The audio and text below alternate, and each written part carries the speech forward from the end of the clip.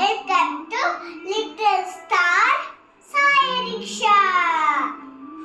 நேத்து நம்ம பன்னீர் கட்லெட் செஞ்சோம். இதுக்கு பன்னீர் சில்லி செய்ய போறோம். என்னென்ன டிஷ்கள் பார்க்கலாம் வாங்க. ஃபர்ஸ்ட் தயிர் எடுத்து வச்சிருக்கோம், அப்புறம் கோதுமை மாவு எடுத்து வச்சிருக்கோம், அப்புறம் அரிசி மாவு எடுத்து வச்சிருக்கோம், அப்புறம்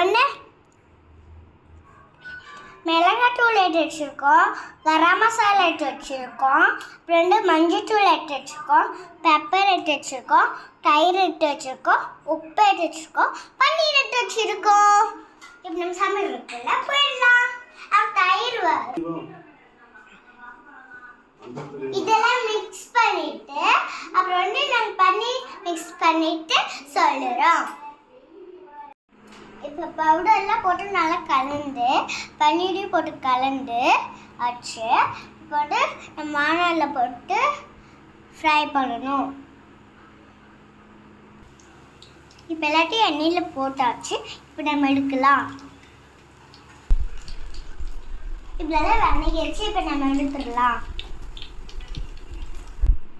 இப்போ டேஸ்டான பன்னீர் சில்லி ரெடி ஆயிடுச்சு. Bye bye. Love you. Daily இந்த மாதிரி நிறைய